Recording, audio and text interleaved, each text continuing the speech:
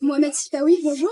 Bonjour. Vous êtes journaliste, écrivain et réalisateur franco-algérien, connu pour vos enquêtes sur l'islamisme, le terrorisme et les questions géopolitiques.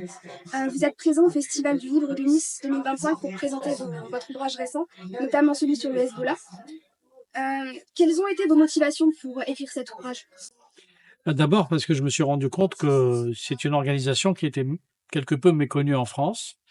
Et comme c'est un sujet sur lequel je travaille depuis maintenant 37 ans, je me suis dit qu'il était temps d'écrire quelque chose d'assez complet pour rappeler à la fois l'histoire, la réalité idéologique, les alliances, les liens, les financements de cette organisation.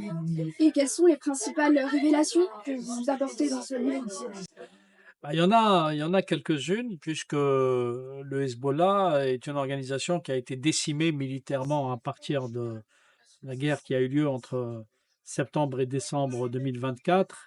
Donc les principales figures du mouvement ont été neutralisées par l'armée israélienne et il y a de nouveaux cadres qui ont émergé qui étaient méconnus. Il se trouve que ce sont des gens sur lesquels j'avais déjà travaillé quand ils étaient moins exposés. Donc, l'une des révélations, c'était d'expliquer quels étaient les rapports de force à l'intérieur du mouvement. Mais par ailleurs, j'ai consacré un chapitre sur la présence du Hezbollah en France. Et ça, c'est un aspect qui, me semble-t-il, intéresse le public français, puisque on ignore que le Hezbollah a des activités politiques, idéologiques et financières qui profite à la maison mère, si j'ose dire, au Liban, puisque tout l'argent qui est collecté en France va atterrir dans les caisses du Hezbollah au Liban. Vous êtes également connu pour vos enquêtes. Comment est-ce que vous préparez vos investigations et quelles sont les principales difficultés que vous rencontrez? Alors, il y a plusieurs difficultés. Au regard du sujet que je traite, je commencerai par la plus grave, c'est la menace, puisque j'ai réalisé plusieurs enquêtes qui m'ont valu plusieurs menaces de mort. Je suis sous protection policière depuis 2003, donc ça fait 22 ans. Euh, les autres difficultés aujourd'hui, euh, c'est quelque chose qui est lié à notre époque. Moi, je faisais beaucoup de grands reportages. Je partais dans des zones de guerre ou dans des pays difficiles comme l'Afghanistan, par exemple, ou le Liban. C'est comme ça que j'ai approché aussi le Hezbollah. Mais avant, les gens ne savaient pas ce que je pensais. Là, avec Google, et on sait que tous les jeunes journalistes googlisent, hein, comme on dit les noms, et par conséquent, ce que j'ai pu exprimer comme position contre des organisations criminelles ou terroristes peut me causer des problèmes lorsque je vais sur le terrain.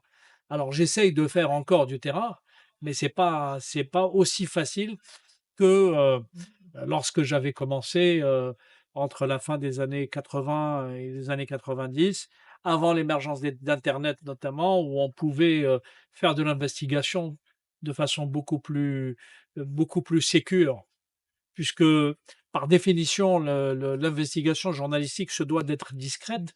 Il y a deux façons de faire du journalisme d'investigation. C'est soit sur le terrain, en allant au plus près de la réalité, soit sur dossier, c'est-à-dire sur document. Là, aujourd'hui, je travaille beaucoup sur des témoignages et sur évidemment des dossiers et je capitalise, comme on dit, l'expérience que j'ai pu acquérir sur cette thématique de l'islamisme.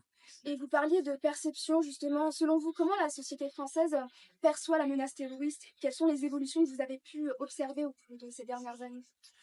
Bah, très fluctuante parce que la société est un peu sujette au diktat de l'émotion.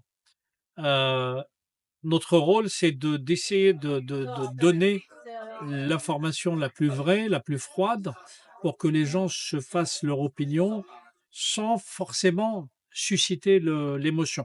Il se trouve que le journalisme aussi a beaucoup évolué, on mobilise les émotions. Moi, mes détracteurs m'en veulent parce que je ne surfe pas sur les émotions, c'est pas mon rôle. Mon rôle, c'est d'interpeller l'intelligence des gens et leurs raisons, c'est pas pour généralement en politique. N'en parlons même pas aujourd'hui. Les gens qui instrumentalisent les émotions, ce sont les mouvements populistes. Et il y a aujourd'hui un journalisme populiste. C'est un journalisme qui instrumentalise n'importe quel fait divers pour orienter le public dans une direction donnée ou une autre. Et en tant que franco-algérien, j'imagine que vous suivez d'assez près l'évolution politique et sociale du pays. Quelle est votre analyse, si je peux dire ça comme ça, de la situation actuelle dans le pays? Et quelles perspectives pour l'avenir selon vous? Bon, après, il y a deux choses. En tant que citoyen engagé, parce que je suis très engagé, Bien sûr. euh, je vois trois forces toxiques, c'est ainsi que je les appelle, qui mettent en danger l'équilibre de ce pays. C'est l'extrême droite, l'extrême gauche et l'islamiste. Et ce sont des trois forces idéologiques toxiques sur lesquelles j'ai beaucoup travaillé, que je dénonce ouvertement par ailleurs, parce que je pense que ce sont des forces qui créent les conditions de la fragmentation de la société. C'est en cela qu'ils sont dangereux. Et concernant votre participation au Festival du Livre, que représente pour vous cet événement et quel message vous souhaitez transmettre à vos lecteurs? C'est un événement que je connais bien. Ça fait plusieurs années que je suis invité et que j'ai la chance d'être invité dans ce beau salon. C'est toujours un plaisir parce que j'ai beaucoup de lecteurs dans la région et ça permet de rencontrer d'abord de rencontrer les lecteurs, de faire de très belles rencontres, de rencontrer le public au sens large, mais aussi des confrères, des écrivains, des journalistes, des intellectuels, d'échanger. Il y a évidemment des débats qui sont organisés, donc ça permet d'avoir une proximité. Les gens qui vous voient à la télé sont toujours contents de vous voir à proximité, de pouvoir échanger avec vous et de vous poser des questions, le cas échéant.